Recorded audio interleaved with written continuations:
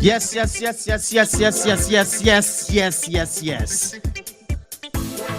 Come on, let's go. This is the Friday debate show on this YouTube channel. We call ourselves Intercontinental Sport TV. This is your main man. They call me the Dawn of Sport Entertainment. As you all know, our Friday debate show, #1 program on social media. I'm talking about sport. I'm talking about the Friday debate show here. Please, if you are watching this for the first time, let me tell you something. You gotta subscribe to this channel, like the videos coming out from this channel, and also share community. It's all about everybody. This is your host, the main man. They call me the Dawn. Yeah, it is what it is. Big Banty, today is Friday. Thank God it's Friday. I love Friday. I don't know about you. For me, I love Friday. Friday debate show is what we call it. We have a topic today. Without wasting much of our time, getting to this. This is how we roll on this channel. With perfect music. Perfect sound music on this channel. No one else. You can't find it anywhere. No dull moment. Today's topic, let me tell you something. It's all about goalkeeper. This goalkeeper from Chelsea, Elegbere Chelsea, messed up by one man between the two. I'm laughing at all my Chelsea fans. I've not been disrespectful. You all know this is banter time. It's all about this goalkeeper, my main brother from Africa. I love him. It's called Eduard Mendy. Really? Is he the best goalkeeper in the world right now? I don't know about you, but for me, I always see David De Gea as #1. That's for me, that's my opinion. But I have some fantastic. I'm gonna come and slug it out today. I'm talking about pulling for Liga. Don't mess around. I know you're there. You're getting ready. Robbie Fowler from Nigeria. Robbie Fowler, the greatest player. I'm just joking, you know. I'm being sarcastic here. I call him Robbie. He's also standing by. Sir Wales is also on ground. Let's slug it out. Oh, Chelsea fan, where you at? Let's talk about that goalkeeper, my lovely brother. Andy, is it the real best goalkeeper in the world? After the howler on the Champions League, giving this guy called Benzema. I love Benzema, scoring 3 hat-trick back to back. Now let's go.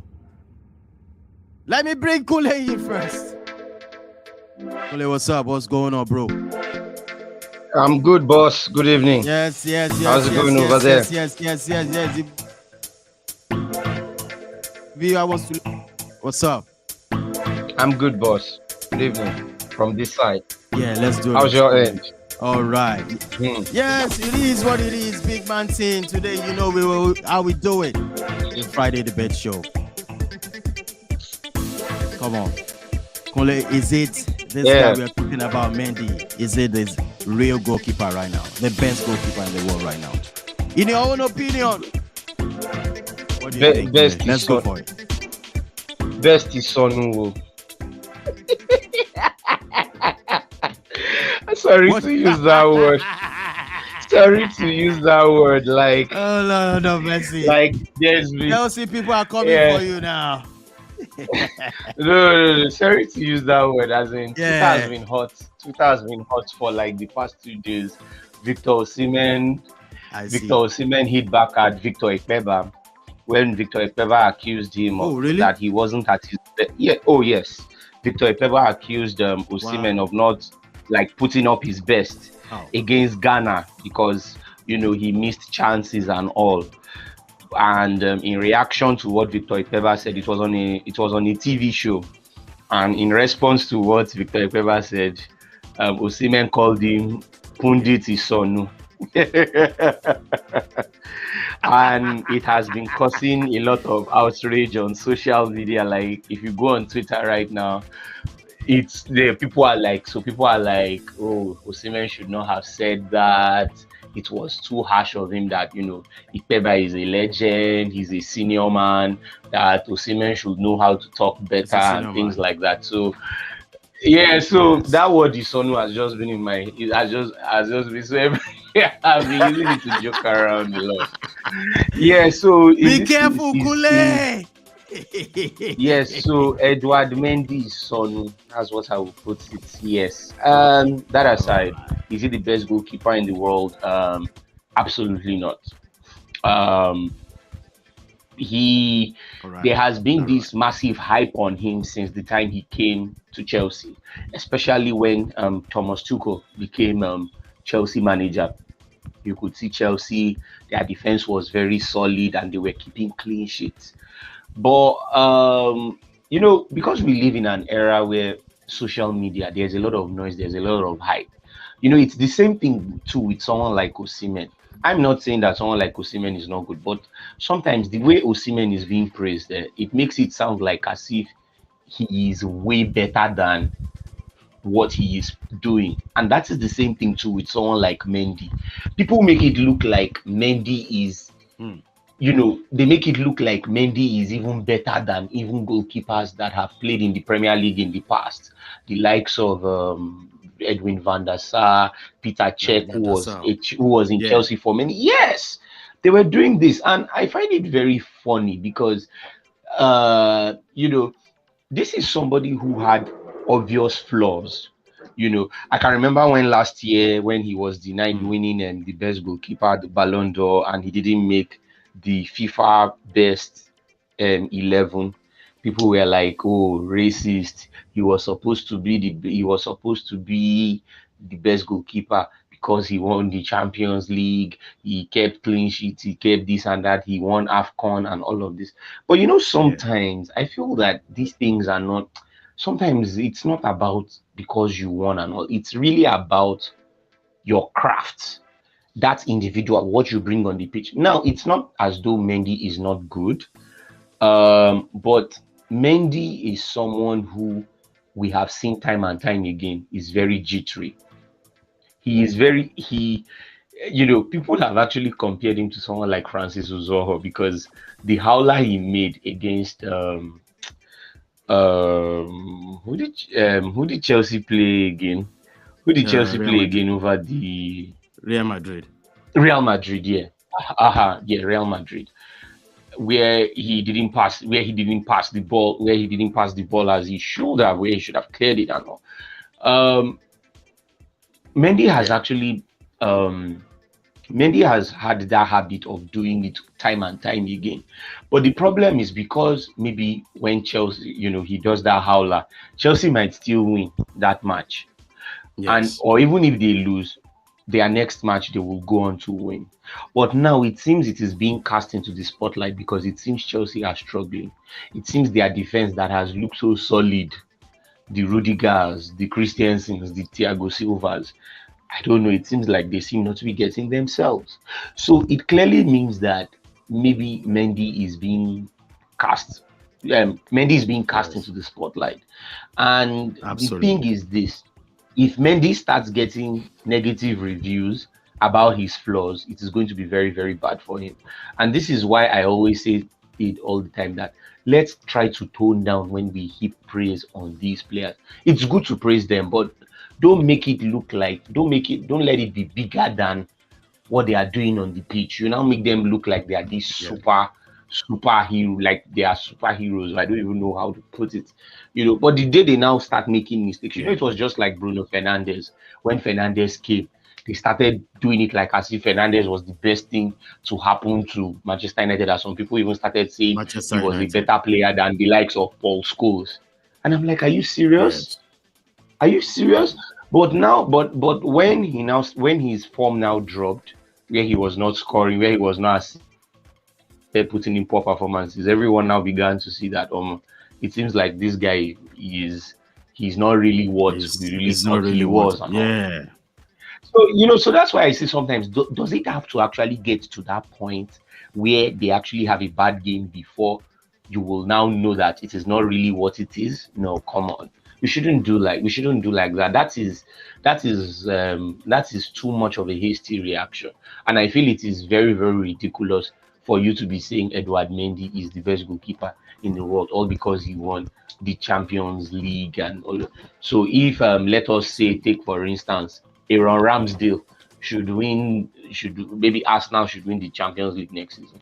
Even though I know that that one can't happen in another say 1,000 years, at least, you know, would you now just come and jump and say Aaron Ramsdale is the best goalkeeper in the world because Arsenal had a this very good form? For you to say someone is the best goalkeeper in the world, there has to be that consistency over a period of time.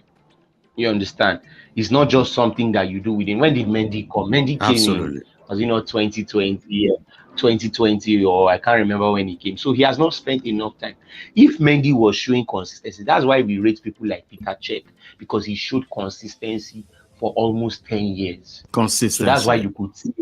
Yes. Yes.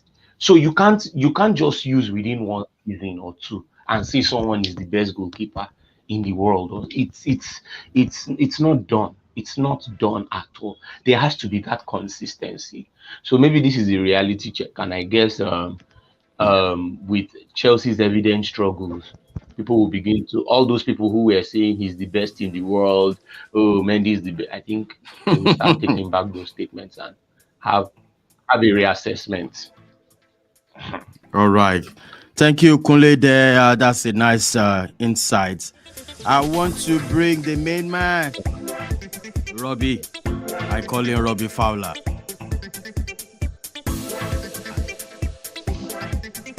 Hey, Robbie, what's going on there? Hey, good evening, good evening. Great Ife. Yeah. Ife is Great doing Ife. very well. Ife What's is going quiet on? at the moment. Ife is cool. I'm fine. Ife is quiet at the moment. Nothing much. About 2 weeks ago, there was a declaration on campus that students were to go on a 2 weeks mid-semester break. So as of day before yesterday, another circular was released to tell the students to stay home for another 4 more weeks. That the school has been magnanimous enough to give them 4 more extra weeks to stay home and enjoy the company of their parents. So that is what Ife is up to right now. Oh Lord. Yes. Back to you, Robbie.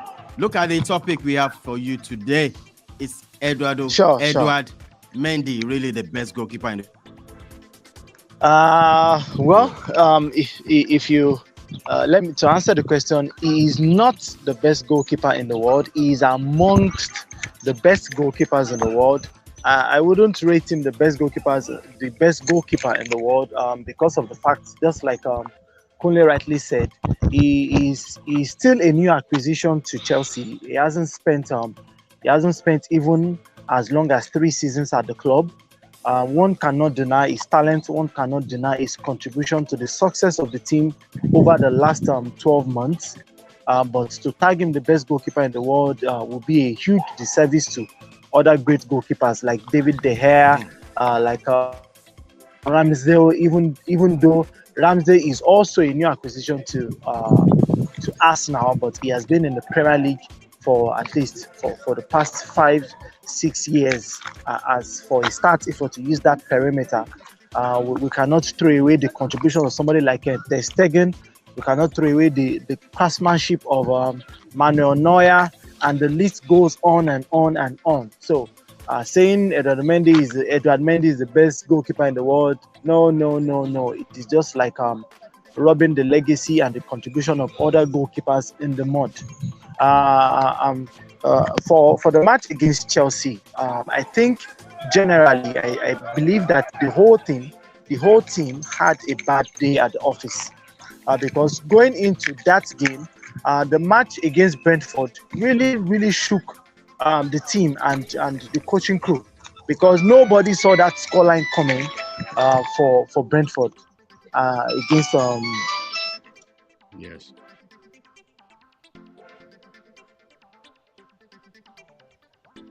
You still there, Robbie? I think we lost him there, only. I think we lost him there. Yeah, I'm sure he'll. I'm sure he'll come. Let me bring in the main man of Chelsea, in person of Sawi. His own opinion as a Chelsea fan. I know he's going to say he's the best goalkeeper in the world. Let's wait and see. Sawels, what's going on, bro? The Chelsea defenders. Hello, house. Hey, bro, what's going on? Feels great What's to be up, back bro? on the show again. I'm good. Yeah, good to see you, Sawels. After a short hiatus, it's good to be back. All right, good to have you, bro. So we have this topic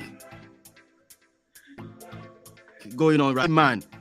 In your goalposts, I mean, between the two sticks, is it the best goalkeeper in the world for you? In your own opinion, I know you're going to say yes. Okay, Eduard Mendy. Yes, boss. What we call a late bloomer. A late what? It's a late bloomer. In life, success comes in different ways. It probably comes early, and it comes at a time unexpected, where you probably think you're not ever going to have a shot at it. So I feel Eduard Mendy, based on the story we heard about him, I think he kind of like fit into that, particular analogy. Wow. So Mendy. Yes. So when we talk about best goalkeeper, I think we should be clear. Are we talking about 5-10 seasons back, or we're talking about recent performances? I mean, the tag best performances. The tag best comes seasonal. We should not always forget that it comes seasonal. You can't expect David De Gea to be listed in the category of best goalkeepers now, because obviously Manchester United haven't been performing well, and you can't just outrightly pick out David De Gea and say De Gea is the best goalie in the world. Yeah. So for Eduard Mendy is actually up there.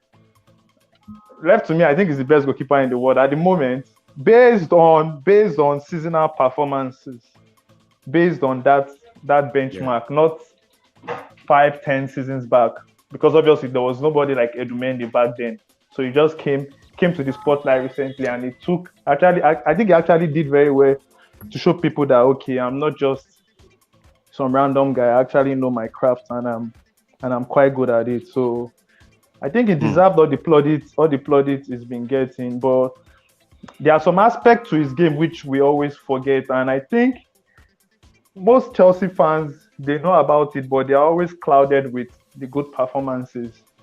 There was one particular day we're having this debate on Twitter, and this guy happens to be a Manchester United fan. He was talking about how poor Eduard Mendy is with the ball at his feet. So me and this other Chelsea fan, we came into Mendy's defense, like, stop trying to like over-exaggerate Mendy's, poor use of his feet. That is not like the way you're trying to like picture it out. So we kept on going back and forth.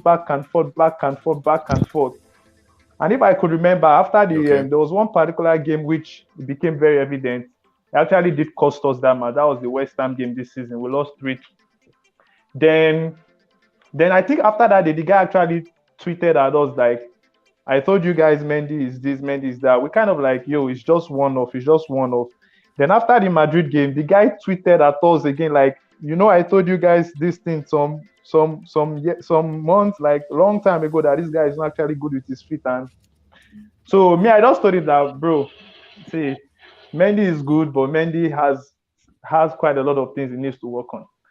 He has quite a lot of things he needs to work on, because he single-handedly killed Chelsea's hopes in the Madrid game, because at 2-1 on your home turf, with some changes, you are still very much in the game.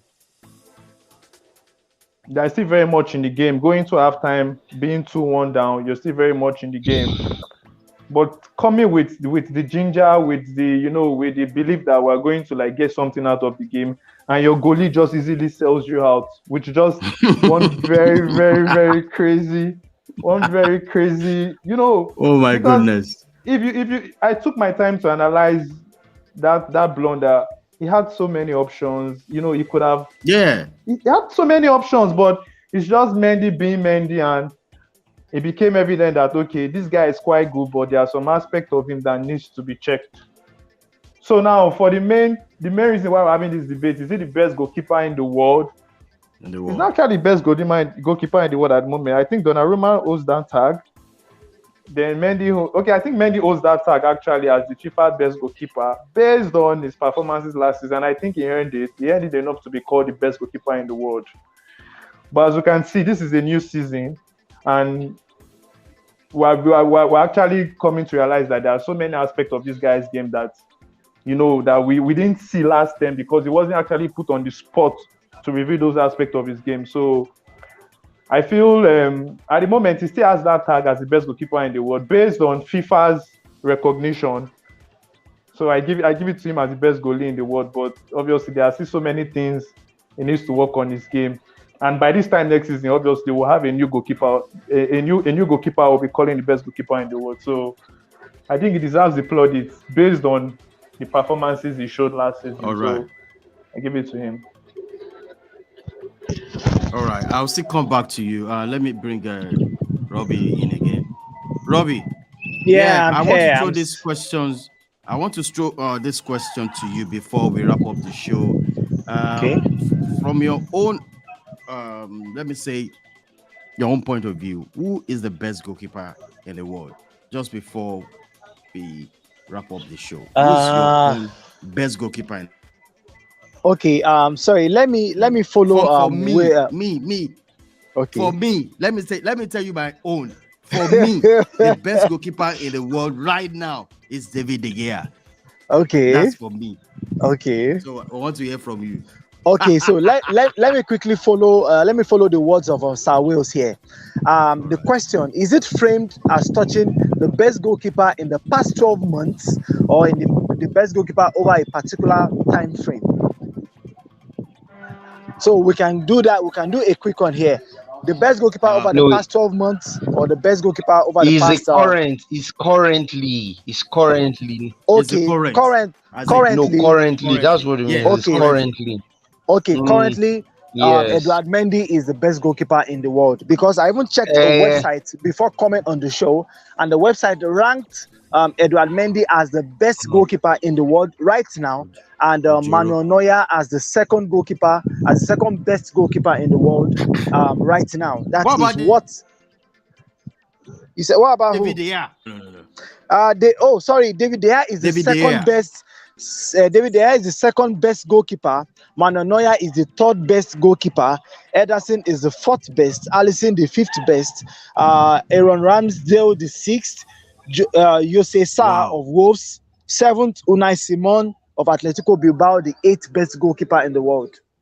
That is how the ranking is. So Eduard is number one. Yes, Eduard is number one right now. All right. Yeah, thank you for that. You're welcome. Kole, who is your own best goalkeeper? My own best. I know you're not going to say De Gea, because De Gea at least has some flaws. No. Distribution is absolutely. Yeah, you see, that's the thing. You see, that's the thing. You see, and that's why I have a problem with where you say someone is the best. You see, if you say someone is the best, he has to be flawless. I'm sorry, but the mere fact that Mendy has a deficiency does not make him the best, because it clearly shows that when certain situations come about, he's going to be found wanting, and we've seen it. and is well documented.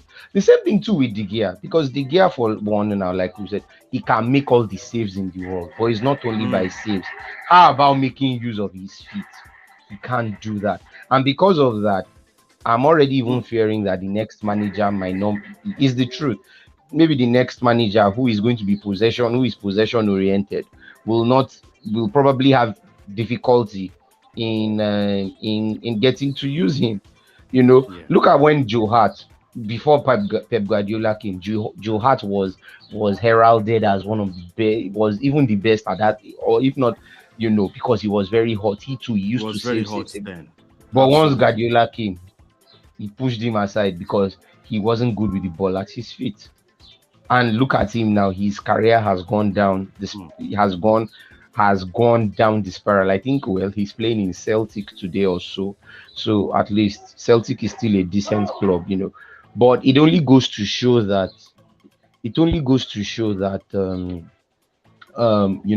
a goalkeeper has to be balanced. And the truth is, I think we have very few goalkeepers that I think are balanced. If I were to make my own choice, so I know you could come for me. And it's not just about, say, I know we are looking at it based on, say, current form and say the last 1 year. But for me, my own best goalkeeper, I'm sorry, you feel free to disagree with me. Okay, let's go. Is Jan Oblak. And why did I say Jan Oblak? I know you can come and hit me. Oh my God. Wait, I know you can come and hit me. I know you can come and hit me and say, Atletico Madrid that have considered. Wait, now, let me land. Oh, let me land. I said, let me land now. Shibi has said, let me land. Yes, Atletico Madrid have conceded tons of goals, but so also has Manchester United, mind you. The Manchester people that are saying, oh, De Gea has been with the number of saves he has made. Manchester United have conceded. I think Manchester United have even conceded more goals than the likes of Tottenham, Wolverhampton, West Ham, and you can imagine. So what is there to celebrate? So it's not about. I told you it's not about the fact that maybe they are conceding. It's about the craft, and even though Atletico Madrid have tended to struggle and all, Oblak has still maintained his standard. He has still maintained his standard. You understand? It's just that, like we said, they are just unfortunate. And Oblak, as we know, Oblak is a very, very balanced goalkeeper. He is someone that I would love to have. Believe me.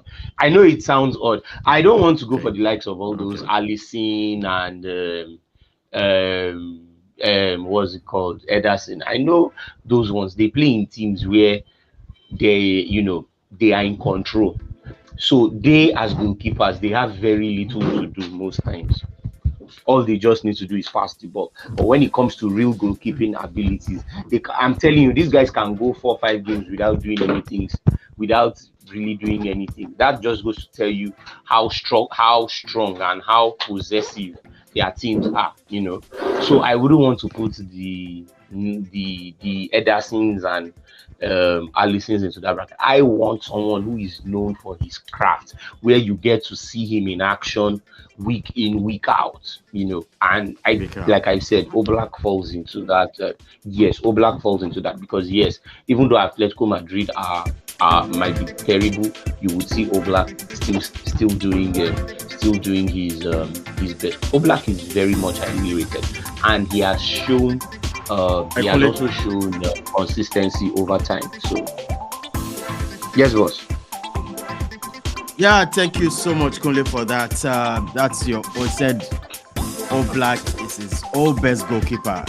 Sir Wills, I'm coming to you right now. Who is your best goalkeeper so far? David De Gea. Am I right? Is that what you said? Me? Oh, my best goalkeeper. Yes. Okay. Do we have a metric? You can pick locally. You can pick. Do we have a metric, or we're just do we have a metric, or we're just going all out? Who is your best goalie? I could easily say Chilavet. I could easily say Chilavet. I could easily say no. We are talking Cech. currently. Currently, We're not history now. no Still history, active, still actively playing, right? yes. Within the Okay. current, let's say within the current understand. season, that's what I'm saying. Or like you understand? The current. That's what I mean. My best goalie remains Eduard Mendy. That remains that Mendy. fumbled on Wednesday. It Is it the remains same? Eduard Mendy. Name one. Is it Kule the same said person that something. fumbled on Wednesday? Kule said something that I want to address. He said, if you're being termed the best, it comes with you being flawless. And I had my eyebrows raised, like, okay. So now, are you basically telling me there's a goalie at the moment, or your choice, Jan Oblak? Yes. Is flawless? Yes. Are you telling me it's flawless? Yes, he is. Because this same Jan Oblak has been terrible this season. If you go check the statistics in the La Liga this season, wait now, he's been massively terrible compared to 3, 4, 5 seasons where I think he had one remarkable start. There was one remarkable start he had. I think it was 2 or 3 seasons ago. He had more clean sheets than goals conceded. That was like a huge one. But at the moment, Jan Oblak is not even top 3 in La Liga, let alone being the best goalkeeper in the world. I completely disagree with that. No, okay, look at it. You are talking, okay, how many clean sheets has De Gea had this season? David De Gea is not even the best goalie too. So I'm going to come for the Don himself. I'll come for the Don himself. David De Gea is not the best goalie in this. David De Gea is not the best goalie in the world. But he has been largely talking about. You are the best goalie. You're not playing in the Champions League. Your teams are not fighting for trophies. But he has been largely spoken about in good light this season, hasn't he? That's De Gea. Nobody has spoken about De Gea. Nobody has spoken about De Gea except Manchester United fans. It's not about. From a general point of view, David De Gea, I think David De Gea has faced more shots in the Premier League, of which is not supposed to happen if the Manchester United team is very, very compact.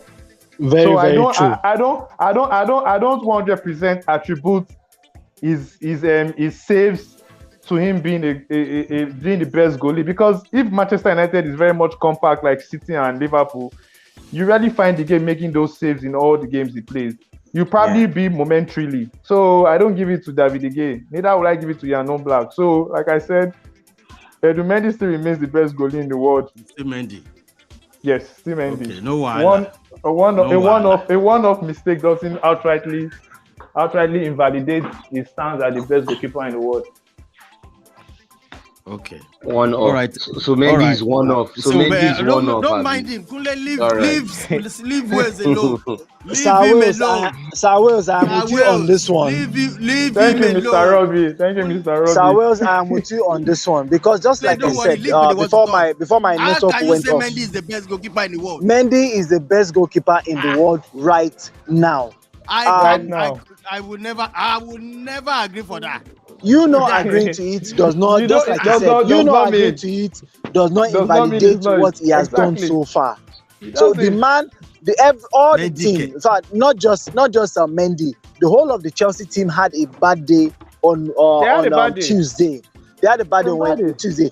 And if you actually break down the frame of the action during that match, yes, he had options to his left, he had options to his right.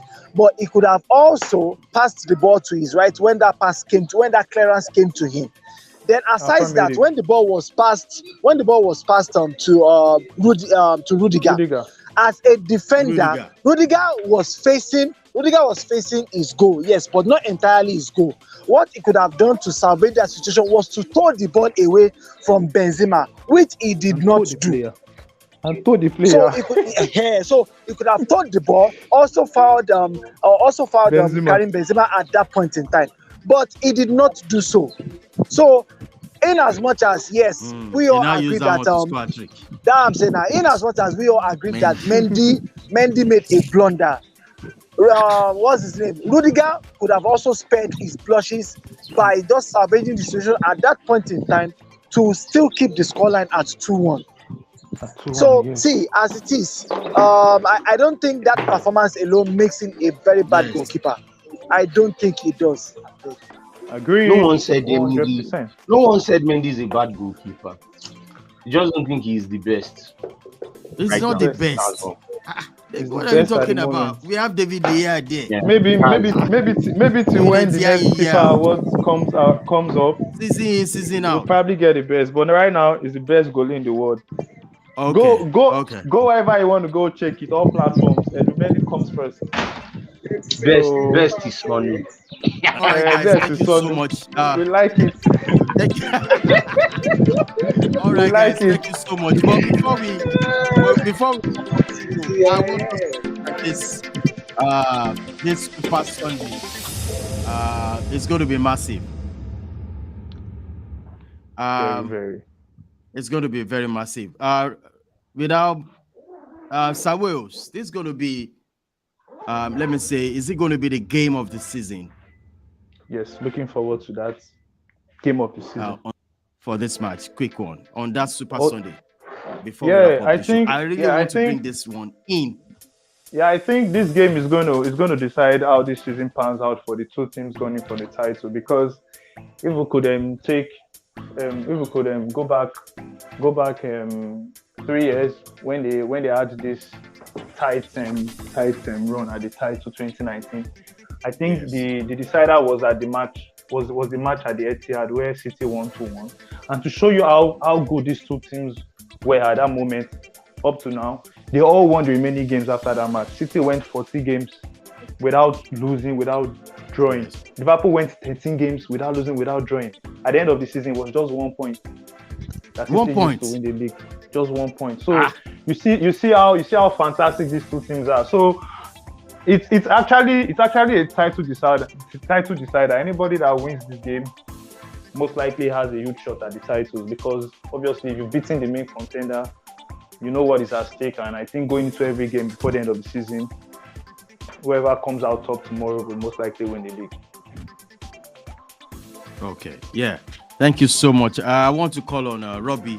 Robbie, what do you think about this? What's your take on this match on Super Sunday? Wow, what a game. I'm actually looking forward to that game.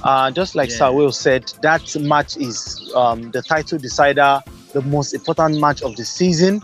And I don't know. I think both managers would want to go for broke here, because the advantage that comes after that match practically places whichever team that wins that game in pole position to win the league. If Liverpool can get a victory here, they are home and dry, because whichever opponent they come against, I believe they will do all that it takes to win the remaining of their matches going to the end of the season. If Man City comes out on top, it practically just consolidates their lead atop the table, and I think from there it is going to be a foregone conclusion, except one team decides not to play to the script and become the banana skin on the road to the title for any of these teams. So, let's see how things pans out on Sunday. I think it's really going to be an interesting match for me. All right, thank you, Robbie. I'm coming for Kunle now. Kunle, on Sunday. Yes, boss. We're having this match. An annoying match. What's your take? Is what? I said it's an annoying match. Even though it's annoying, it's annoying, it's annoying, but credit to both teams. They've worked themselves up to that level, so it's well deserved for them. But that aside, I see that game going Manchester City's way. Yes, Liverpool are the more informed team at the moment. If you look at the fact that I think Liverpool, the last time Liverpool lost, I think I can't remember, but if you remember recently, they City have dropped points at places like Crystal Palace. Then I think they lost a game at the Etihad they lost at the Etihad to Tottenham but Liverpool have been having a 100% record now. But for this one, that is all. Guys, can you imagine Larry T is on the show?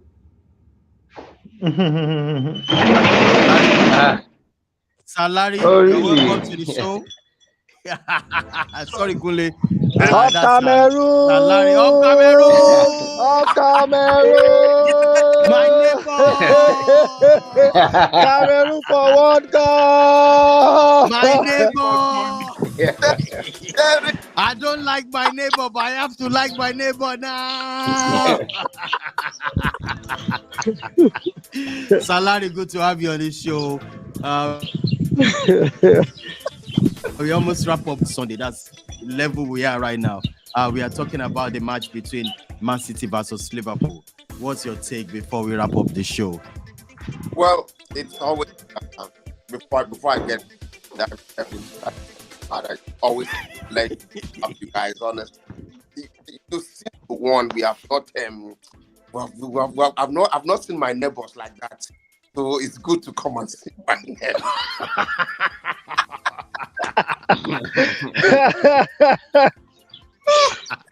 Just to Cameroon for winning. I mean, for qualifying for the World Cup. Correct. We'll be watching. We'll be here. Don't worry, I'm supporting you. If I'll buy a Cameroonian jersey to support you. Correct guy. You're my guy. Yeah. Doesn't want to buy it. Who buy it? Yes. All right. So, talking about the game on Sunday, that's gonna be like the Clasico of Premier League, because the two is gonna be, I think, like the winner takes all. You know, it's gonna be a game like the winner takes all, because whoever's gonna win in this game is probably gonna take the championship for the because I think it's just like, is it 3 points that separates them or so? So Liverpool either catches up with Man City, or Man City leaves them behind and just goes away, because that's the way it is right now. I don't see any of these teams losing any of their upcoming games to the end of the season. I tell you. Yeah. So I tell you, this is the determining game. This is the deciding game that each one of them need to actually kind of like put in all their best. This is where we will see the coaching mechanism in play, because it is not going to be about, and it's not going to be the game on the field. It's going to be the tactical know-how and the technical capabilities of the coaches. That is that is going to be able to. That's what's going to determine the winner of the both teams are good, but now the question is, yes, you know, how are they going to pull the game? What technical or what tactical measures are going to be set in place to be able to, you know, suppress the opponent and then get an edge in this game? If you look at it very well, Liverpool has a more physical game plan, more physical. All their players are a lot more physical, and few are technical. But if you look at Man City has a more technical and few are physical. So it's going to be a real strategic and tactical game that's going to be determined by the coaches. And at the end of the day, I would say Liverpool will take the edge. To Liverpool. You know why? Because as a Manchester United fan, I don't want Liverpool to win, because I don't want them to equal our standard. I mean, talking about how many times we've won the EPL. So that's the reason. That's just my own. Just looking at facts. It's not being emotional here now. It's looking at facts statistically. Yeah, statistically, if you look at it, you see that it's going to be a game that, because I mean the how do I call it, pedigree and the momentum that Liverpool has right now, it's going to be hard to beat them. Absolutely. All right. Kunle, you're still there with us? Yes, boss. Lastly, yeah. Yes, I am.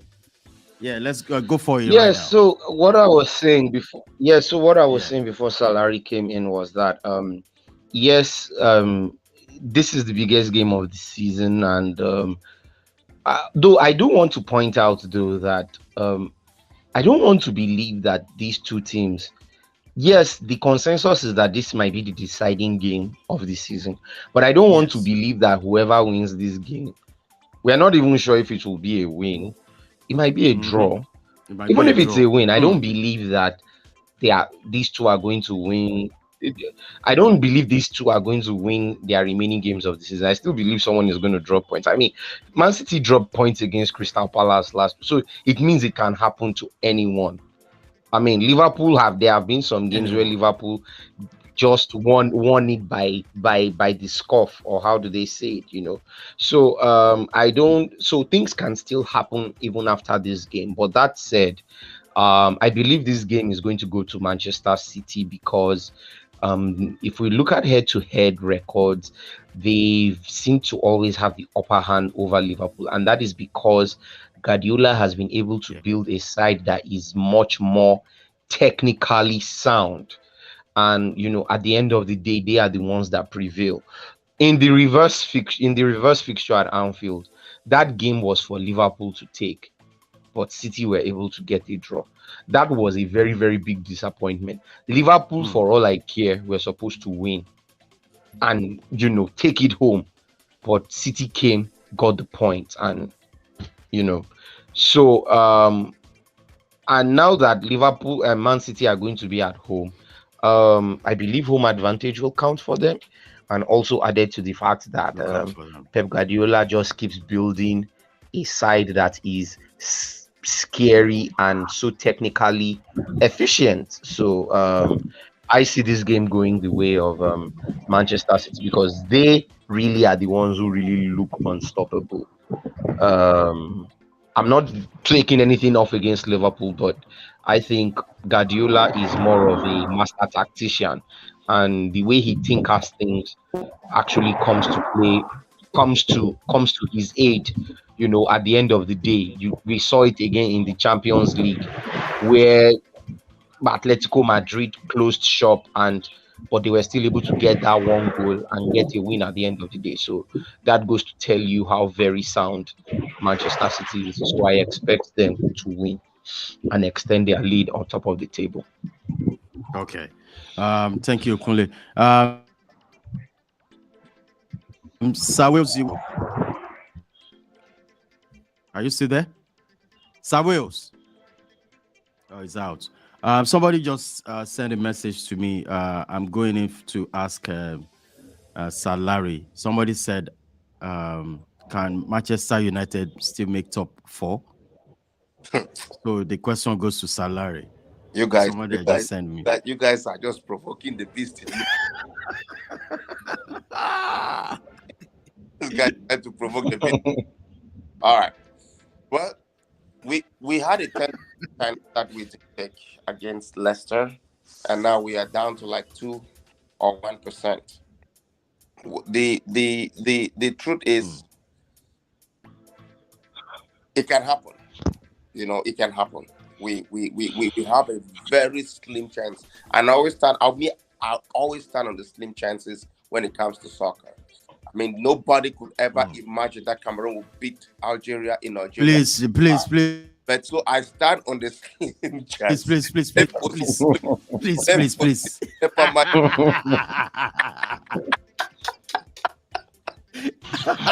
Cameroon for World Cup.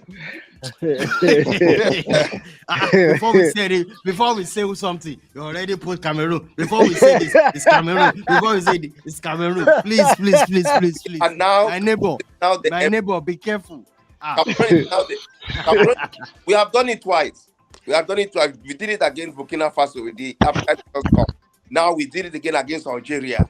It's something that is very, very normal with us. So, Salary, I love you right now. I so love you right now. Oh my goodness. Don't breathe. You don't breathe. You will not breathe. I'll rub it in.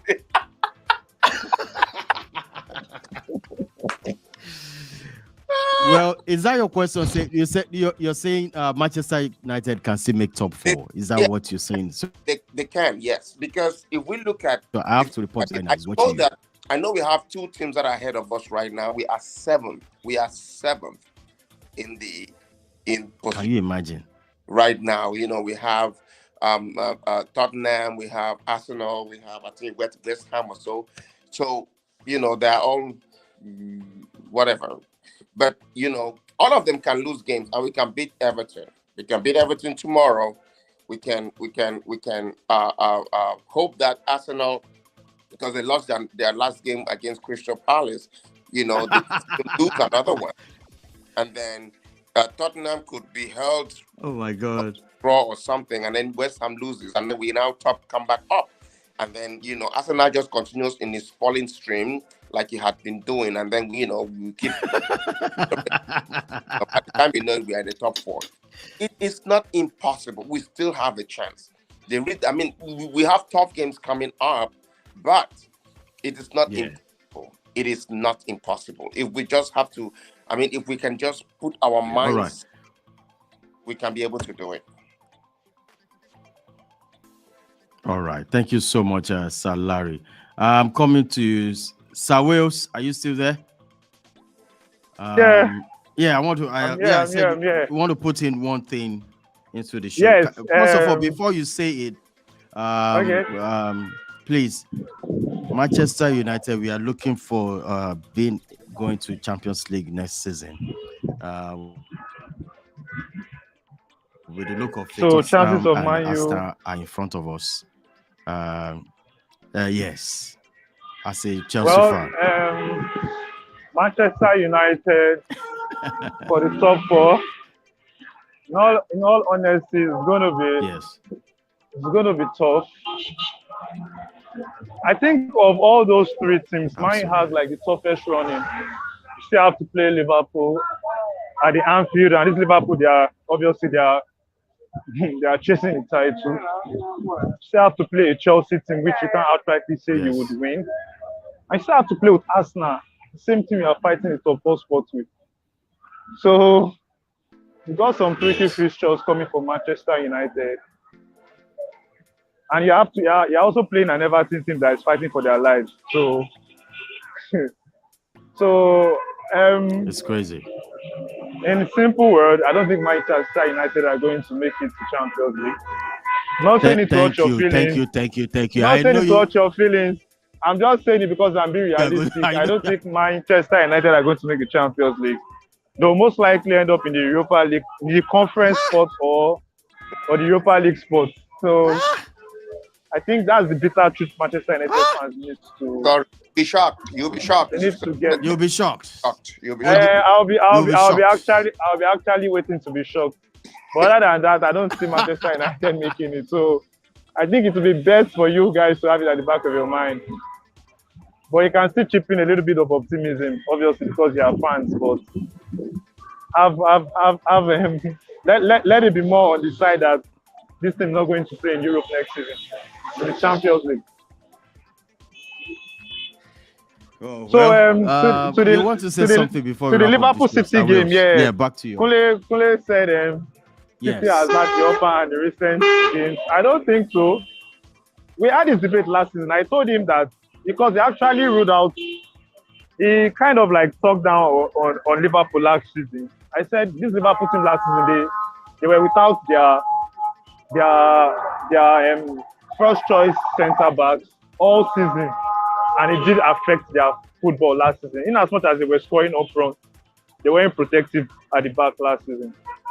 So having those guys come back this season has obviously been like a new signing, and they've actually showed their importance to the team with how Liverpool have shown this season. So it's going to be a really tough one before the season ends. And on the second one, I don't even think that match may actually be the title decider because anything could still happen. The fixtures both teams have are still quite tricky. So even after that game, someone may still drop 1 or 2 points.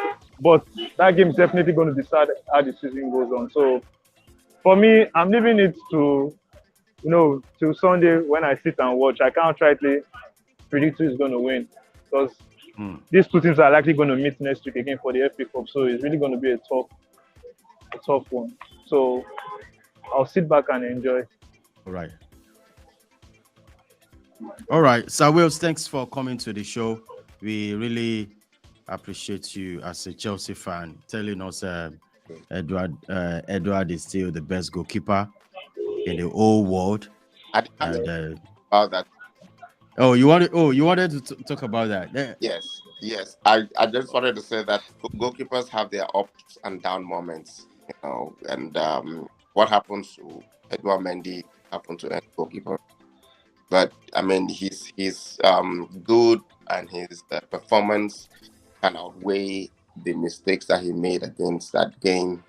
And because if you look at it, everything, it looks like he just gave it.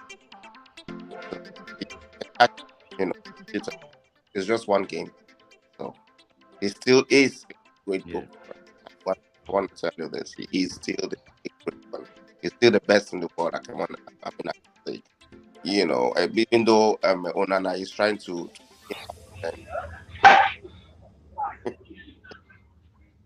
but he is good.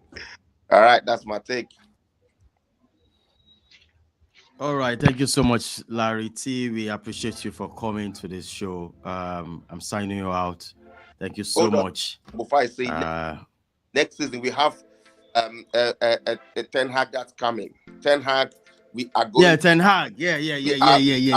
We are coming after Liverpool. We are coming after Chelsea. Coming after Man City.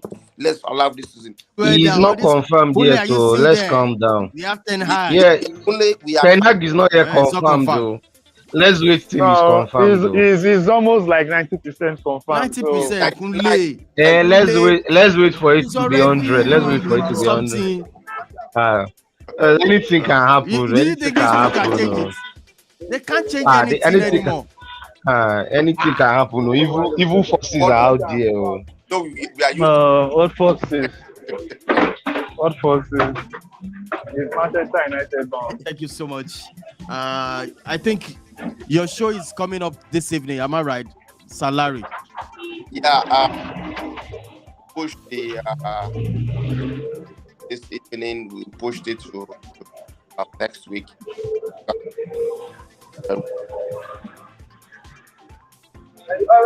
Okay. All right.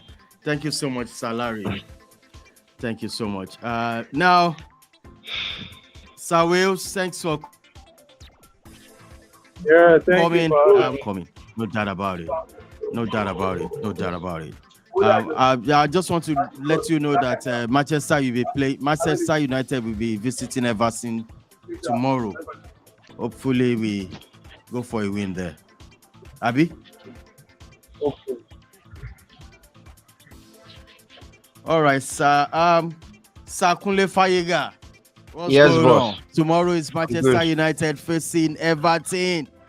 The team should be winning that one definitely. If they don't win it, then they should disband them. Yeah. Because Everton has been so poor. I'm telling you. I mean, look at Burnley coming back from 2 goals down to beat them in midweek.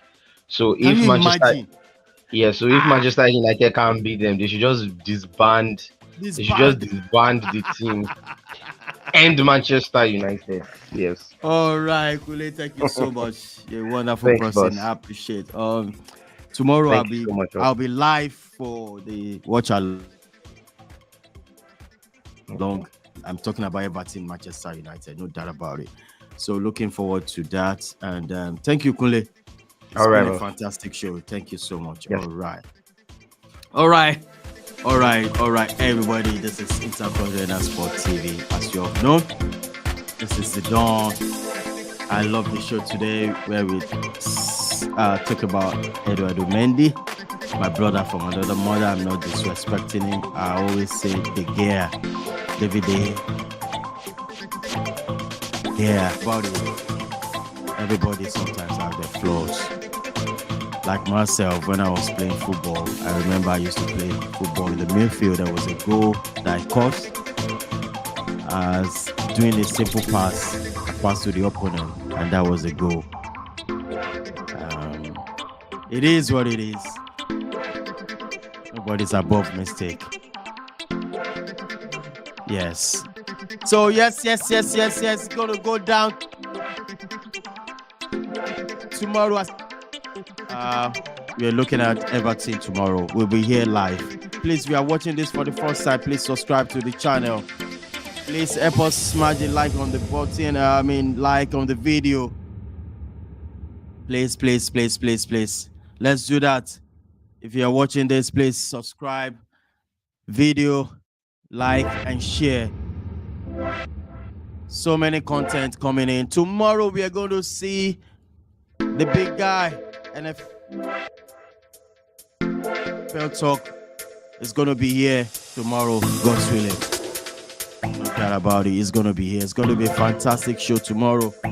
Please watch our video too. If you want to know much about NFL game, we already uploaded a video on our channel YouTube. You can watch it, whereby the big guy himself trying to dissect, teach us on the NFL. We call it Football 101. It's uploaded on the video game. Also, to our sponsors, I'm talking about Walking Trends LLC. Big up, brother. Please check him out. If you're in the area of Maryland, he's a fantastic guy. He has so many bars.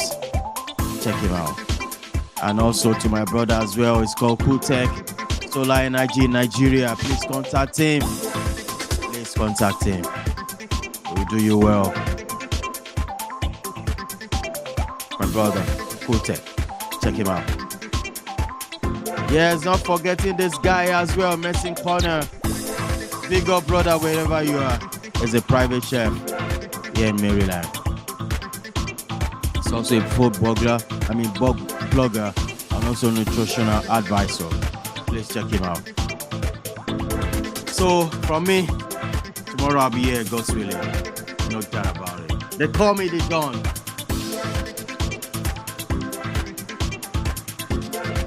Forget about it, it's going to be fantastic. I'm looking forward to seeing that match. So, beautiful weekend. I love Fridays. It's our Friday debate show. I'm going to sign out on this note. Bring it down. All right, our viewers. Once again, thank you. Bye.